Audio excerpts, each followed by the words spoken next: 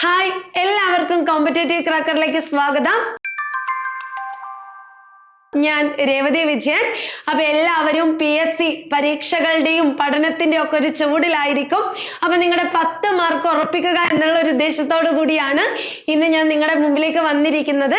അതുപോലെ തന്നെ തുടക്കക്കാർക്ക്, അതായത് PSC ആദ്യമായിട്ട് എഴുതാൻ പോകുന്ന ആളുകൾക്ക്, അല്ലെങ്കിൽ ഇതുവരെ PSC എഴുതിയിട്ടില്ല, ഇനി അങ്ങോട്ട് എഴുതണം എന്ന് തോന്നുന്ന ആരെങ്കിലും ഉണ്ടെങ്കിൽ നിങ്ങൾ ധൈര്യമായിട്ട് CC ജോയിൻ ചെയ്തോ. ഞങ്ങൾ പുതിയൊരു ബാച്ച് സ്റ്റാർട്ട് ചെയ്യുന്നുണ്ട്. ബിഗിനേഴ്സിന് വേണ്ടിയിട്ട് പുതിയൊരു ബാച്ച് സ്റ്റാർട്ട് ചെയ്യുന്നുണ്ട്. നമുക്ക് ബേസിൽ നിന്ന് തന്നെ പഠിച്ച് നമുക്ക് റാങ്ക് ലിസ്റ്റിന്റെ മുന്നിലെത്താം. ബേസ് കിട്ടിക്കഴിഞ്ഞാൽ നമുക്ക് പിന്നെ PSC പഠനം വളരെ എളുപ്പത്തിൽ തന്നെ ആവും, അല്ലെ? അപ്പൊ ഇവിടെ എവിടെ നിന്നാണ് നിങ്ങൾ പഠിക്കേണ്ടത്, എന്തൊക്കെയാണ് പഠിക്കേണ്ടത്, ഏതൊക്കെ പുസ്തകങ്ങൾ നിങ്ങൾ പഠിക്കണം തുടങ്ങിയ എല്ലാ കാര്യങ്ങളും ഞങ്ങൾ നിങ്ങൾക്ക് ഡീറ്റെയിൽ ആയിട്ട് പറഞ്ഞു തരും. നിങ്ങളുടെ നിലവാരം എന്താണ് എന്ന് കൃത്യമായി മനസ്സിലാക്കാൻ നിങ്ങൾക്ക് വേണ്ടി ഒരു മെന്ററും ഇവിടെ ഉണ്ടാവും. അപ്പൊ ഇനി ഒട്ടും സമയം കളയണ്ട, പെട്ടെന്ന് തന്നെ CC ജോയിൻ ചെയ്യാം. അതുപോലെ തന്നെ ഇനി PSC എഴുതാൻ പോകുന്നത്, PSC പരീക്ഷ എഴുതുന്ന ആൾക്കാർക്ക് വേണ്ടിയിട്ടാണ് ഇനി നമ്മൾ നോക്കുന്നത് കുറച്ച് പ്രീവിയസ് ചോദ്യങ്ങളും അതിനോടനുബന്ധിച്ചുള്ള കാര്യങ്ങളും. അപ്പൊ നമുക്ക് ആദ്യത്തെ ചോദ്യം നോക്കാം, അല്ലെ? ഏതൊരു PSC പരീക്ഷ എടുത്താലും അതിന്റെ ആദ്യത്തെ സിലബസ് നോക്കുകയാണെങ്കിൽ നമ്മൾ കാണുന്ന ഒരു ടോപ്പിക്കാണ് പദശുദ്ധി, അല്ലെ? എന്താ പദശുദ്ധി എന്ന് പറയുന്നത്? അതായത് തെറ്റുകൾ തിരുത്തുക എന്നുള്ള അർത്ഥം. അപ്പൊ പദശുദ്ധിയിൽ നിന്നും എപ്പോഴും ആവർത്തിക്കുന്ന കുറച്ച് പദങ്ങളെ നമുക്ക് ആദ്യം തന്നെ പരിചയപ്പെടാം, അല്ലെ? ഇവിടെ നോക്കി, അഭ്യസ്ത വിദ്യൻ, അഭ്യസ്ത വിദ്യൻ, അഭ്യസ്ത വിദ്യൻ, അതുപോലെ അഭ്യസ്ത വിദ്യൻ. ഏതാ ഇതിനകത്ത് കറക്റ്റ്? എന്താ ഈ അഭ്യസ്ത വിദ്യൻ എന്ന് പറഞ്ഞാൽ? വിദ്യ അഭ്യസിച്ചവൻ, അവനാണ് അഭ്യസ്ത വിദ്യൻ, അല്ലെ? അപ്പൊ എന്തായിരിക്കാം ഇതിലെ കറക്റ്റ്? ഈ സ്ഥലത്തിന്റെ സ്ഥായാണോ അതോ സായും തായുമാണോ എന്ന് ഡൗട്ട് അടിച്ചിരിക്കുന്നെങ്കിൽ ഉറപ്പിച്ചോ, ഓപ്ഷൻ A ആണ് ആൻസർ ആയിട്ട് വരുന്നത്. ഓപ്ഷൻ A ആണ് അഭ്യസ്ത വിദ്യൻ. അപ്പൊ ബാക്കി 3 തെറ്റാണ്. ഇപ്പൊ തന്നെ ഇത് പഠിച്ചു വെക്കാം. ഇനി നമുക്ക് അടുത്തൊരു ചോദ്യത്തിലേക്ക് പോവാം. അടുത്ത ചോദ്യം നോക്കാം. ശരിയായ പ്രയോഗം ഏത്? ശിരച്ഛേദം, ശിരച്ഛേദം, ശിരച്ഛേദം, ശിരച്ഛേദം. ഏതാ ഇതിനകത്ത് ആൻസർ ആയിട്ട് വരുന്നത്? ശിരസ് ഛേദനം ചെയ്യുക, തല വെട്ടുക എന്നുള്ള അർത്ഥത്തിലാണ് ഈ ഒരു പദം പ്രയോഗിക്കുന്നത്. ഏതാ ഇതിനകത്ത് ആൻസർ ആയിട്ട് വരുന്നത്? ഓപ്ഷൻ B ആണ് കേട്ടോ. ശിരച്ഛേദം എന്നുള്ളത് നമുക്ക് എങ്ങനെ എഴുതാം? ഇങ്ങനെയാവും എഴുതാം. ഓക്കെ, അപ്പൊ ഇത് 2 കണ്ടാലും ഇത് കറക്റ്റ് ആണ്, ഓർത്ത് വെക്കുക. അപ്പൊ 2 നമ്മൾ പഠിച്ചു, അഭ്യസ്ത വിദ്യനും നമ്മൾ പഠിച്ചു, ശിരച്ഛേദവും പഠിച്ചു. ഇനി അടുത്തത് നോക്കാം നമുക്ക്. ഇതൊക്കെ നമ്മൾ PSC പരീക്ഷയ്ക്ക് ആവർത്തിച്ച് കാണുന്ന പദങ്ങളാണ്. നോക്കിയേ, കുടിശ്ശിക. കുടിശ്ശിക, ഈ മാസത്തെ കുടിശ്ശിക അടച്ചിട്ടില്ല, നികുതി അടച്ചിട്ടില്ല എന്ന് പറയാറില്ലേ? അപ്പോ ഒരു ഷാ വെച്ചിട്ടൊക്കെ നമ്മൾ പരീക്ഷയ്ക്ക് കാണാറുണ്ട്, കുടിശ്ശിക. അതുപോലെ ക്രോഡീകരണം, അല്ലെ?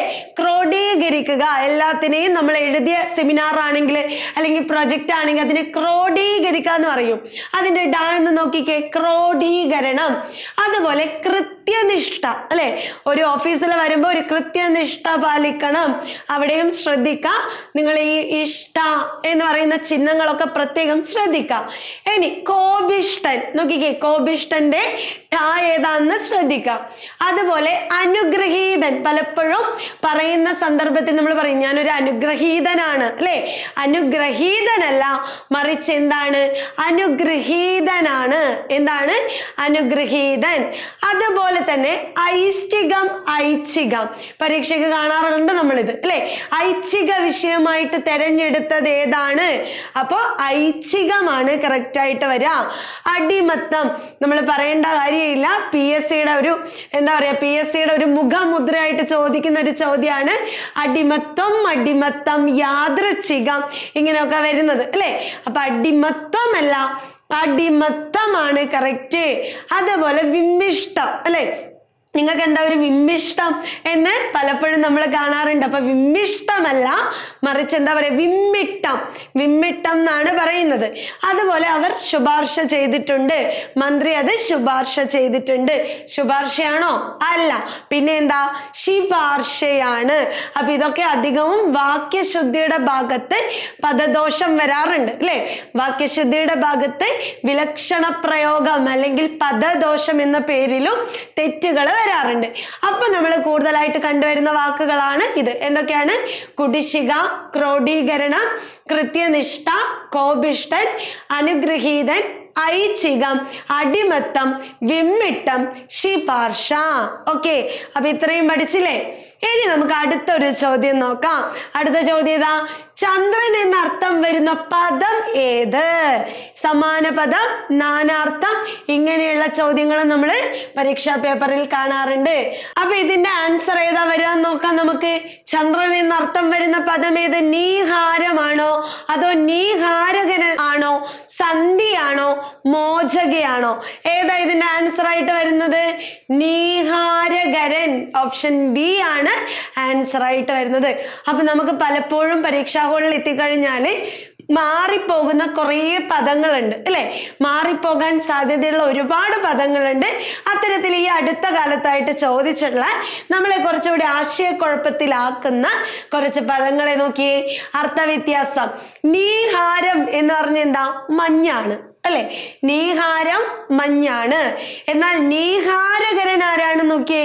ചന്ദ്രനാണ്. ഓക്കെ, അതുപോലെ പികം. പികം എന്ന് പറഞ്ഞാൽ കുയിൽ അല്ലെ? പികം കുയിൽ. ശുഗം എന്ന് പറഞ്ഞാലോ തത്തയാണ് കേട്ടോ. അപ്പൊ പികം കുയിലാണ്. എന്നാൽ പിക്കം എന്നാണെങ്കിൽ അതിനർത്ഥം എന്താ? ആനക്കുട്ടി. കരി, കളഭം, ഇതൊക്കെ ആനയുടെ പര്യായങ്ങളായിട്ട് പറയാറുണ്ട്. അപ്പൊ പികം കുയില്, പിക്കം ആനക്കുട്ടി. ഇനി മോചക. എന്താ മോചക എന്ന് പറഞ്ഞാല്? ഈ ഒരു അർത്ഥം ഞാൻ മോചിച്ചു അല്ലെ, മോചിപ്പിച്ചു എന്നൊക്കെ നമ്മൾ കേട്ടിട്ടുണ്ട്. അപ്പൊ മോചക എന്ന് പറഞ്ഞാൽ വാഴ എന്നുകൂടി അർത്ഥമുണ്ട്. എന്നാൽ മോചകം ആണെങ്കിലോ അവിടെ മുരിങ്ങ. കണ്ടോ, ഒരു അനുസാരത്തിന്റെ പ്രസക്തി. അനുസാരം വരുമ്പോഴേക്ക് അർത്ഥം തന്നെ മാറിപ്പോയി.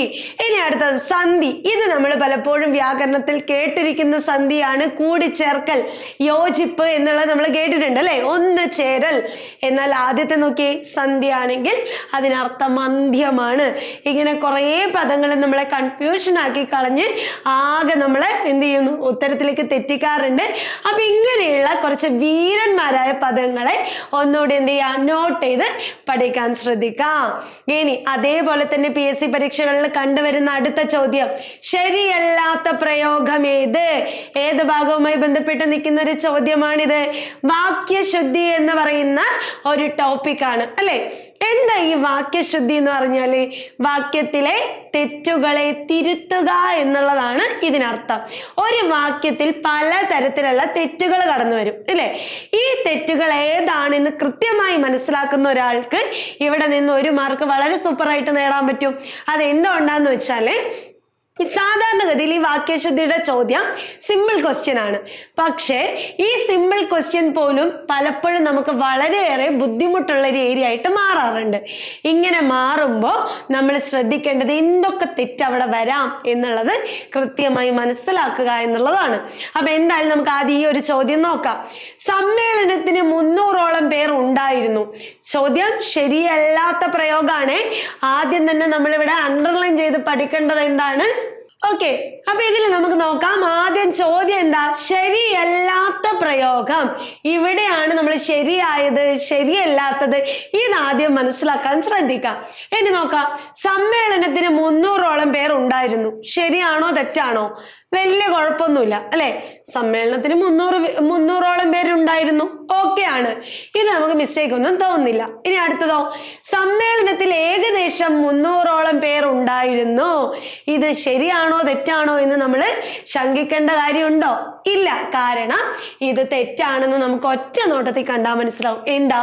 സമ്മേളനത്തിൽ ഏകദേശം ഈ ഓളം അല്ലെ? ഏകദേശം ഓളം എന്ന് പറയുന്ന രണ്ടും എന്താണ്? ഒരേ അർത്ഥാണ്. ഏകദേശം എന്ന് പറഞ്ഞു കഴിഞ്ഞാൽ എന്താ? ഒരു കൃത്യമായി നമുക്ക് അതിന്റെ കണക്കറിയില്ല. അതേപോലെ 300ഓളം എന്ന് പറഞ്ഞാലും കൃത്യമായ ഒരു കണക്കറിയില്ല. അപ്പൊ ഇവിടെ എന്തായി? ഒരേ അർത്ഥം തരുന്ന, ഒരേ ആശയം തരുന്ന പദങ്ങൾ ഇവിടെ ആവർത്തിച്ചു എന്ന് പറയാം. അതുകൊണ്ട് ഇതെന്താണ്? ഇത് തെറ്റാണ് എന്ന് നമുക്ക് പറയാൻ പറ്റും അല്ലെ? അപ്പൊ ഇതിനെ എങ്ങനെ നമുക്ക് ശരിയാക്കാം? സമ്മേളനത്തിൽ ഏകദേശം 300 പേർ ഉണ്ടായിരുന്നു, അല്ലെങ്കിൽ സമ്മേളനത്തിൽ 300ഓളം പേർ ഉണ്ടായിരുന്നു. ഇത് രണ്ടിന്റെയും ആവശ്യം നമുക്ക് ഒരേ സമയത്തില്ല. അടുത്തതോ, സമ്മേളനത്തിൽ ഏകദേശം 300 പേർ ഉണ്ടായിരുന്നു. ശരിയല്ലേ? ഉറപ്പായിട്ടും ശരിയാണ്. ഇനി സമ്മേളനത്തിന് 300 പേർ ഉണ്ടായിരുന്നു, തെറ്റുണ്ടോ? ഇല്ല. അപ്പൊ നമുക്ക് ആൻസർ കിട്ടി അല്ലെ? ഇതൊരു സിമ്പിൾ ക്വസ്റ്റ്യൻ ആണ്. എന്നാൽ എല്ലായ്പ്പോഴും PSC പരീക്ഷയ്ക്ക് ഇത്രയും സിമ്പിൾ ആവണമെന്നുണ്ടോ? ഇല്ല. അപ്പൊ എന്തൊക്കെ തെറ്റുകളായി ഈ വാക്യത്തിൽ കടന്നുകൂടുന്നതെന്ന് അറിയണം അല്ലെ? അപ്പൊ കൃത്യമായിട്ട് പഠിച്ചോ. ഒരു 5 തെറ്റുകളുണ്ട്. അതില് ആദ്യത്തെ തെറ്റാണ് പദക്രമഭംഗം എന്ന് പറയുന്നത്. ആ പേര് തന്നെ ഉണ്ട് അല്ലെ? എന്താ? പദക്രമഭംഗം.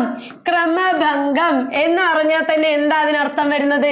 ക്രമഭംഗം. അതായത് ഒരു വാക്യത്തിന് കൃത്യമായ ഒരു ക്രമമുണ്ട്. എങ്ങനെ? കർത്താവ്, കർമ്മം, ക്രിയ. ഈ ഒരു ഓർഡറിലല്ലെങ്കിൽ ആ വാക്യം തെറ്റായിരിക്കും.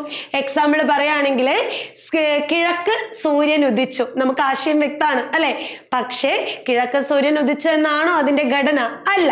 കർത്താവ് ആദ്യം വരണം, സൂര്യൻ കിഴക്ക് ഉദിച്ചു. ഇങ്ങനെയാണെങ്കിൽ അത് ശരിയായി.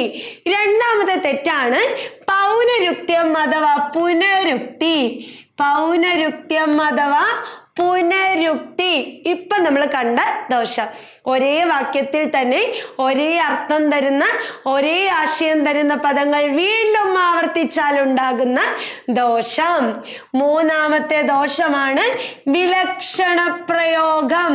എന്താണ് വിലക്ഷണ പ്രയോഗം അഥവാ പദദോഷം? കേട്ടോ, അതായത് തെറ്റായ പദങ്ങൾ, അക്ഷരത്തെറ്റുകൾ, ഇല്ലാത്ത പദങ്ങളുടെ പ്രയോഗമൊക്കെ. അപ്പൊ പരീക്ഷയ്ക്ക് ആവർത്തിച്ച് ചോദിക്കുന്ന മറ്റൊരു വാക്കാണ് ഈ ഹൃദയത്തിന്റെ ഭാഷയിൽ ഹാർദവമായി സ്വാഗതം ചെയ്തു. ഇതിൽ 2 തെറ്റുണ്ട്. എന്താ? ഹൃദയത്തിന്റെ ഭാഷയിൽ ഹാർദവം. ഹാർദവം എന്ന് പറയുന്ന ഒരു പദം ഉണ്ടോ? ഇല്ല. പല പ്രാസംഗികന്മാരും പ്രസംഗിക്കുന്ന സമയത്ത് ഉപയോഗിക്കുന്ന ഒരു വാക്കാണത് അല്ലെ? ഹാർദവം അല്ല, ഹാർദം മാത്രമേ ഉള്ളൂ. ഇനി അടുത്ത തെറ്റെന്താ? ഹൃദയത്തിന്റെ ഭാഷയിൽ ഹാർദമായി എന്ന് ആവശ്യമുണ്ടോ? ഇല്ല. ഈ ഹാർദം എന്ന് പറയുന്ന പദത്തിന്റെ അർത്ഥം തന്നെ ഹൃദയത്തിന്റെ ഭാഷയിൽ നിന്നാണ്. അപ്പൊ നമുക്ക് ഏതെങ്കിലും ഒന്ന് പോരെ? മതി. അപ്പോ ഹൃദയത്തിന്റെ ഭാഷയിൽ സ്വാഗതം ചെയ്തു, അല്ലെങ്കിൽ ഹാർദമായി സ്വാഗതം ചെയ്തു. അത്രേ ഉള്ളൂ. ഇനി നാലാമത്തെ ദോഷമാണ് സമുച്ചയ ദോഷം. സമുച്ചയം എന്ന് പറഞ്ഞാൽ കൂട്ടിച്ചേർക്കുക. 2 പദങ്ങളെ തമ്മിൽ കൂട്ടിച്ചേർക്കാൻ നമ്മൾ ഉപയോഗിക്കുന്ന പ്രത്യയം ഉമ്മും 2 പദങ്ങളെ വേർതിരിക്കാൻ നമ്മൾ ഉപയോഗിക്കുന്നത് ഓയുമാണ്. ഇവ യഥാസ്ഥാനത്ത് ചേരാത്തത് മൂലമുള്ള ദോഷം. ഇനി 5ാമത് വരുന്ന ദോഷമാണ് ശബ്ദം കൊണ്ടുള്ള ദോഷം. 5ാമത്തെ ദോഷമാണ് സംഖ്യാദോഷം. അതായത് സംഖ്യാശബ്ദം കൊണ്ടുണ്ടാകുന്ന ദോഷം. സംഖ്യാശബ്ദങ്ങൾക്ക് ശേഷം എപ്പോഴും ഏകവചനം മാത്രമേ വരാവൂ. ബഹുവചനം വന്നാൽ ആ വാക്യം തെറ്റായിരിക്കും. 5 മിഠായി എന്നേ പറയാവൂ. 5 മിഠായികൾ എന്ന് പറയാവോ? പറ്റില്ല. അപ്പൊ 5 മിഠായി, 5 പശു, ഇങ്ങനെ നമുക്ക് പറയാം. ഓക്കെ, അപ്പൊ ഇത്രയാണ് നിങ്ങൾ ശ്രദ്ധിക്കേണ്ടത്. പ്രധാനമായിട്ടും 5 ദോഷങ്ങളാണ് വാക്യത്തിൽ വരുന്നത്. അപ്പൊ ഇന്നത്തെ ക്ലാസ്സിൽ നമ്മൾ ഒരു 3 ചോദ്യങ്ങളും അതിനോടനുബന്ധിച്ച് PSC പരീക്ഷയിൽ കണ്ടുവരുന്ന കുറച്ച് കാര്യങ്ങളുമാണ് പറഞ്ഞേക്കുന്നത്. അപ്പൊ ഇന്നത്തെ ക്ലാസ് എല്ലാവർക്കും മനസ്സിലായി എന്ന് വിചാരിക്കുന്നു. അപ്പൊ നമുക്ക് അടുത്ത ക്ലാസ്സിൽ വീണ്ടും കാണാം. Thank you.